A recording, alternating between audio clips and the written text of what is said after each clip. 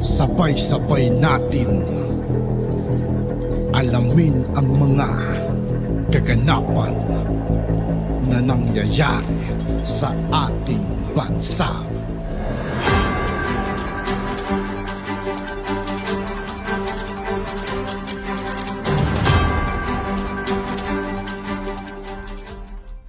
Yo, what's up mga kaibigan? This is I2K po again. Ngayon nandito naman ulit tayo sa channel ni Pinas News Insider. Dito naman ulit tayo magbibigay ng komento at reaksyon. Pero bago ang lahat ng yan mga kaibigan, sa lahat ng hindi pa nakasubscribe kay Pinas News Insider, mag-subscribe na po tayo at huwag nyo rin pong kalimutan mag-subscribe dito sa aking channel. Simulan na natin mga kaibigan, let's go!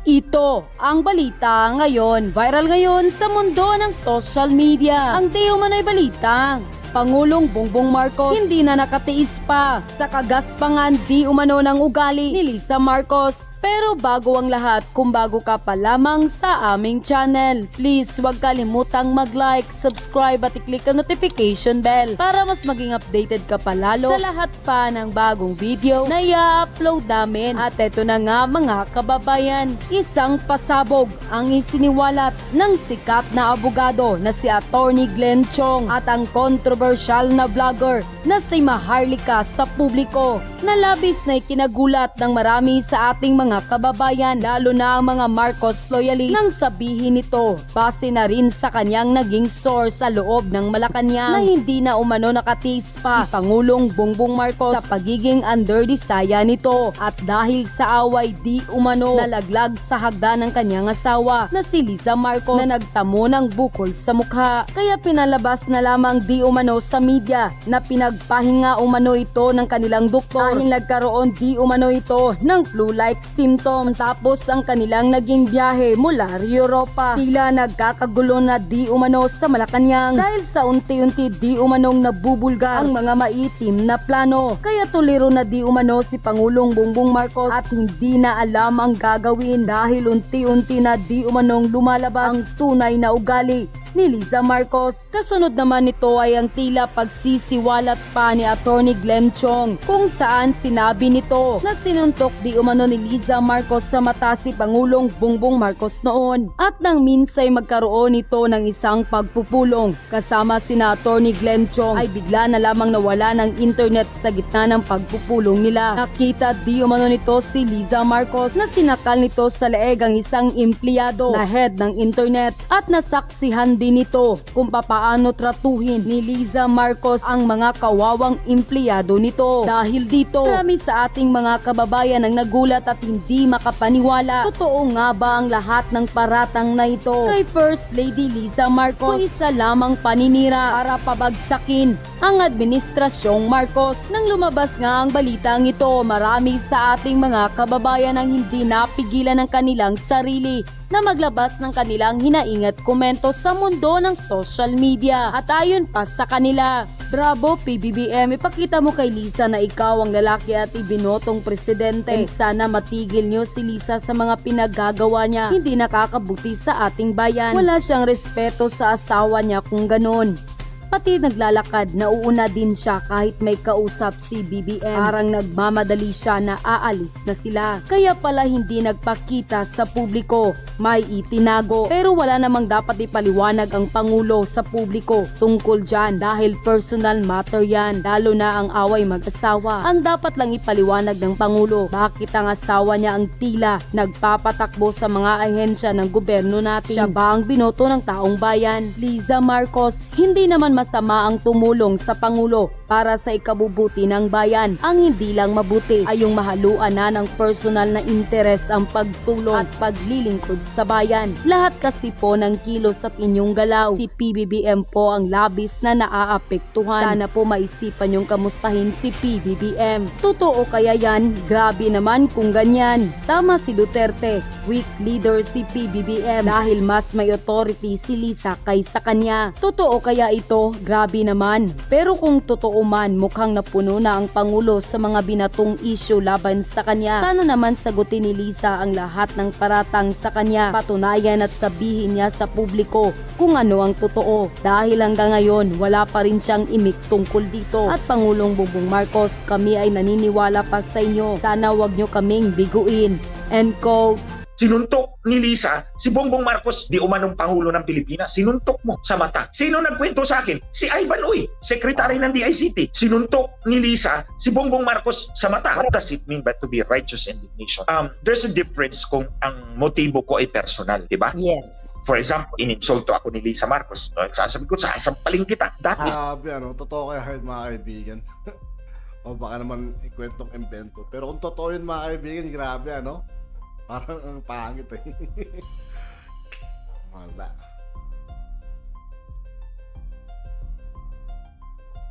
It's not righteous indignation. Kasi personal yan eh. Pero pag sinabi mo righteous indignation, yung anger mo, yung galit mo, nagmula sa isang action ng isang tao, denoting profound moral lapses.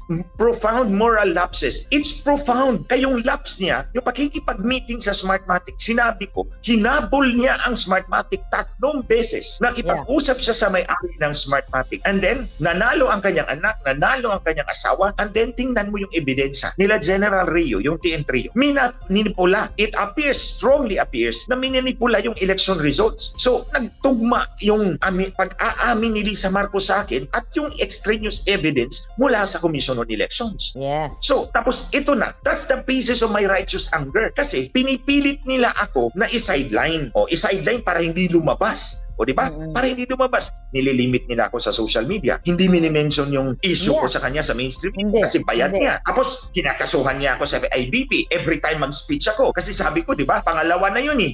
Pag speech ko sa Davao, kinasuhan ako. Pag speech ko sa Cebu, kinasuhan ako. It's a naked attempt. It's a brazen attempt to stop me from talking. This is a public issue. Kaya nga, this is righteous indignation. That's the context na sinabi ko yun. Hindi pambabastos yan. That's a righteous indignation and there's no better example than Jesus Christ himself. Pinick up ng mainstream media yung pagtatanggol ni Garin kay Lisa Ahas. Pero dito sa article, sinasabi ng mainstream media na ito exactly na Chong made the statement during a prayer rally in support of Pastor Apollo Quiboloy and Sunshine Media Network that turned into an anti-Marcos rally. So itong media na to, they missed the information yung pinaglalaban mo na patungkol sa pakikipagsabuatan ni Lisa sa Smartmatic. Siya, paano nila tinitwist, paano nila tinatanggal yung pinaka-importanting issue na inusap mo doon o sinabi mo during the prayer rally. Di ba? Yes, Ate Claire, tama ka dyan.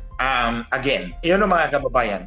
Again, I can forgive the reporter for sheer utter ignorance. Sheer utter na ignorance about the issue. Pero, kung nandun siya, dapat narinig niya yung mga pinagsasabi ko. And he cannot plead ignorance. O, di ba mga kababayan? Kung nandun siya, dapat reporter ka, ni-report mo, sinulat mo yun. So, dapat nandun ka. Otherwise, you would not be in a position to report something na wala ka doon. So, I suppose the reporter was there. At hindi mo nilagay yung konteksto kung bakit ko nasabi yun. Kasi sabi ko, sinalaysay ko muna yung buong pangyayari. And then, finally, sinabi ko, kung nandito ka lang sa harap ko, sasampalin kita back to back. So, you have to connect that comment to the entire story, yung pagmamanipula ni sa Marcos ng election system. Kaya mo nasabi. Kaya ko sinabi yun. Now, yung report na yan, hindi naman actually report yan. It's a praise release. Hindi press release. Praise release. Praise release. Pinipraise. Praise release kay Lisa Marcos. Oo. So, syempre, we cannot expect na ilalagay nila yung konteksto. But the point is, inilabas nyo yan, sasagutin namin. Ngayon, don't tell me, hindi nyo pa rin i-report na ito yung konteksto pala ni Glenn Chong in the interest of fairness. Labato natin sa kanila. In the interest of fairness. Sabi ninyo, kayo mga journalist, for fair reporting. Sige, i-report ninyo. Kaya pala sinabi ni Glenn Chong na sasampalin niya si Lisa Marcos dahil minamanipula yung election system at minanipula yung government institutions para maiupo niya yung kanyang asawa dun sa protesta in 2019, specifically September 2019. Malapit na tayo, Lisa. Kunti na lang yung facts. Kagulang. Malapit na tayo dun. So you see, mga kababayan, for one who is a witness to all this manipulation, when minanipula mo yung election system, ikaw na mismo nagsabi sa akin, Lisa Marcos, minanipula mo yung, di ko lang muna pangalanan, yung government institution na yan. Yeah. Minanipula mo para lang maiupo mo si Bongbong Marcos as Vice President at that time in September 2019. Malapit na talaga tayo, Lisa. Sabi ko sa'yo, don't cross the red line. Aabot tayo dyan. Si Lisa Marcos kasi is fan of the underdog. Yung tema ng kampanya ni Bongbong Marcos, underdog, yung paawa effect ba? Yung paawa effect as if malinis ang budhi nila. Okay? So ganito mga kababayan, tingnan niyo ang katayuan ni Lisa Marcos, babae siya. Ginamit nila yon because the weaker sex is ang babae. Kaya nga ang pinili ko na kataga, remember, that's very calculated. Ang pinili ko, sampal, hindi suntok. Kasi kung lalaki ka, Lisa, sinuntok na kita. Sinuntok na kita. Hindi ako nagmamayabang. Nabubuhat ko yung, ilan ba yun? 40 kilos, 20 kilos, 100 kilos. Nabubuhat ko yung 100 kilos. Siguro pag natamaan ka, basag ang bungo mo. So hindi ko ginamit yung kataga na yun, sampal, kasi babae ka. But nevertheless, even if you are babae, hindi ka naman babae kung umasta eh. Sinuntok mo ang di umano, sinabi ko di umano ha, kasi di talaga ako believe na si Marcos ang totoong nanalo, pero dinagdagan ng boto, hindi na yung katanggap-tanggap na resulta. So, di umanong Pangulo ng Pilipinas, sinuntok mo sa mata. Sige, lubusin na natin. Sino nagkwento sa akin? Si Ivan Uy, Secretary ng DICT. I remember very well. Alam nyo na, ako ang nagsumbong kay Ate Claire. Ako ang nagsumbong kay Ate Claire about that. Nag-meeting kami sa Wolfgang Steakhouse, dito sa Ortigas, dyan sa podium. Si Ivan Uy ang nagsabi sa akin, Secretary ng DICT, sinuntok ni Lisa si Bongbong Marcos sa mata. Sabi ko, nasaan ka? Nasa harap ko. Tapos tawa-tawa pa siya. Remember, Lisa, tumatawa-tawa pa si Ivan Uy sa'yo.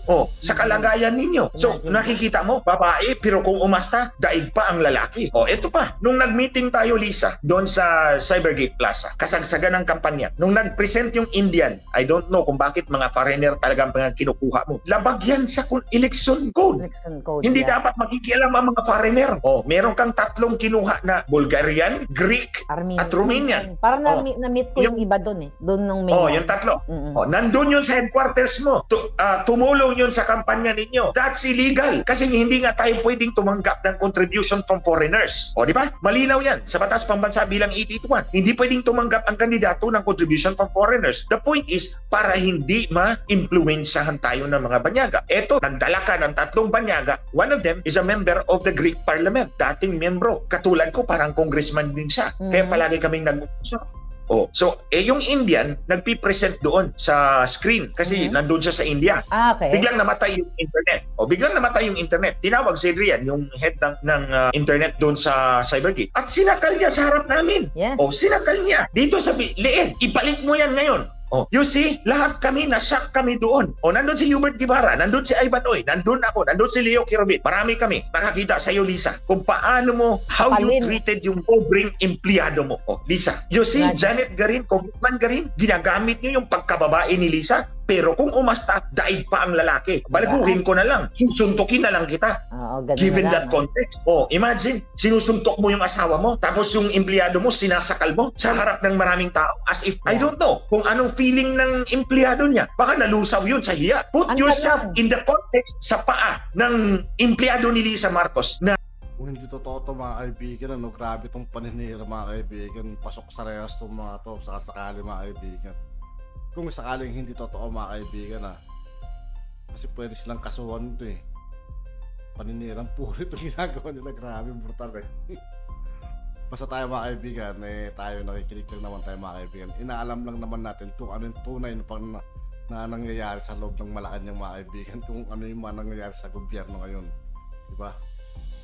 Na sinakal niya sa harap ng maraming tao. Put yourself in that shoes. How would you feel? So, hindi pala totoo na meron silang flu-like symptoms. Okay? So, ang chika boom boom, dahil galit na galit, si Lisa Smugs, okay, dahil sa mga nangyayari ngayong kabulasugan at nabubuking, lalo na itong ating expose na sa kanyang pagiging kidnapper nila, sa lahat ng anomalya, nagra-rumble na sila. Sabi ko, sana magtagihan na lang, maggurgura na lang sila nang matapos yung problema natin, wala tayong kahirap-hirap. So, ang system, okay. So, ang system, mga kababayan, so yung balita nila, actually, nasa balita natin yan, nakesyo, itong mga balita din natin. Ay, totoo. Diba? May balita, oh. Sabi ng mga kasinungalingan nila, bangag na bangag Kuting at kidnapper Lisa pinagpapahinga matapos magkaroon ng flu-like symptoms sa kakatravel ang mga hinayupak, di ba? Pero ang totoo pala, wala naman daw silang flu-like symptoms. So, para basahin natin ang balita for the heck. Kasalukuyang pinagpapahinga si Pangulong Bangag at si kidnapper Lisa matapos silang makaranas ng flu-like symptoms ayon sa kasabwat nilang taga-Presidential Communications Office. So yun ang chika boom boom nila. Sa isang pahayag ng PCO nitong Marso 20, sinabi nitong nagkaroon ng naturang sintomas ang first trader o first ahas sa kanilang full schedule ng mga nakarang araw. Kasi nga sa pagbaba ng rating, sa lahat ng mga iskandalo, so si Kuting nagtapang-tapangan, naging tigre. So ginombag daw itong si Lisa Smugs at may bukol dite. Kaya pala ngayon ay nag-declare siya. Siyempre nga naman, makita niyo yung bukol, di bongga-bongga. Pag-uusapan sila ng buong mundo. Ay ngayon, pag-usapan na rin natin kasi yun po nakarating sa atin. Nakaganti na raw si Kuting at ginombag si Lisa. Kaya may bukol siya ngayon. Kaya nahamon ko siya, sige nga, kung fake news ako, mag-vlog ka. Sige nga, mag-live ka. Kasi nakarating sa atin yan. Ngayon lang. So sige, para mapatunayan natin na yung ating informer ay hindi nagsasabi ng totoo, mag-live ka, Lisa Smugs. So yun na nga, nabukulan siya ng bonggang-bongga, sinapakita ni Kuting, ayon sa ating informante. So ang challenge natin sa mag-comment kayo. Ay Lisa, mag-ano ka daw? Mag-vlog ka, mag-arty-arty ka, bangag na bangag, di ba? Kaya ginombag. So para silang bangag. So dito makikita na may saltik talaga ang gobyernong ito. Okay? So binukulan dahil nga sa bunganga niya at sa mga ginagawa niyang anomalya. Well, magkasabwat sila. Siguro si Kuting nagtapang-tapang kaya boom! Boom! Kaya ngayon, kailangan nilang mag-release ng silay. Kailangan natin klaruhin, baka si Kuting may bukol din. Pero kasi excited ako. Actually, we'll talk about sana yung sa SMNI. But yeah, we will talk about that later. Ito ay additional lamang. Excited ako sabihin sa inyo kasi dalawang informer ang verify ko. Sinabi nung palangga natin, baka i-vlog din ni palangga natin later. Tapos verify ko kung totoo ba. Totoo nga daw nagjombagan. Sabi ko, sige, hamunin lang natin na magpakita sila kung sila ay may bukol o wala. Di ba? O baka naman pero ang gagawin yan mamaya, sige, lagay mo ng ice. Kailangan humupa yung bukol mo. Mag-subside para maging fake news si Maharlika. Madali lang naman yan eh. O kaya gusto mo, anuhin mo, patuslok mo ng patapyas mo ng gano'n yung bukol mo. Nagbukulan ng mga puta na guys. But anyway, hindi po nakakatawa ang ginagawa ng mga hayop na ito. Alright? So gusto ko lang sabihin sa inyo na kaya hindi totoong mayroon silang flu-like symptoms taliwas doon sa mga sinasabi sa kanilang press release. Di ba alam niyo naman na sinungaling to? Kaya di ba sabi ko kanina, nung umaga, sabi ko baka nagsakit-sakitan lang naman to mga hinayupak na to. Yung pala, nagbukulan, mga lasing ang mga ginayupak. Ang isa bangag, yung bangag sa alak, bangag sa pulburon. See, this is what you get kapag pulburonic ang inyong gobyerno. So, hamunin natin siya kung talagang sila ay walang bukol, magpakita sila sa publiko. Kasi yung flu-like yung flu, di ba ako nga dito kahit inuubo ako, nagmumura pa rin ako. Baka nang nakalisa, di ba? Di ba? So kung wala silang bukol, di mag-live na kahit 1 minute lang. So ayun, Lisa, alam na naman nagbukulan. Sana hindi lang bukol ang inabot yung dalawa. Sabi ko, sana naggurgura na lang kayo nang natapos sa problema ng Pilipinas. Magurguran kaya kayo para hindi wala nang kahirap-hirap ang bayan, no? Ano sa tingin niyo? Anong dapat gawin nila? Magurguran na lang sila. Total, parang silang demonyo, di ba? Magurgo, flu-like symptom, my gosh, they curse themselves to catch the most deadly virus, sabi ni sila. Di ba? O, sana nga, baka naman na drama lang, may nag-comment yan kanina. Sisihin nila, mag-COVID-COVID na naman sila. Sisihin na naman ang COVID. Pag nalasing si Kuting, remember, pag nalasing, naging bangag, ayaw pumunta doon sa mga biktima ng Marawi and yun sa Surigao, magbangag-bangagan na lang or magsakit-sakitan, mag-COVID-COVIDan. Remember that, December? Ngayon, nagbukulan, okay, nag-flu na naman ang mga hinayupak. Kilala naman natin na si Lisa ay isang jombagera At si Kuting lumaban na ng bonggang-bongga. At yun na nga mga kababayan, ano na ang masasabi mo? Kung mayroon kayong hinaing at komento patungkol sa balitang ito. At yun nga po mga kaibigan, dito po nagtatapos ang ating reaction video. Muli ako po si I2K ng Sundalo ng Dunggalo.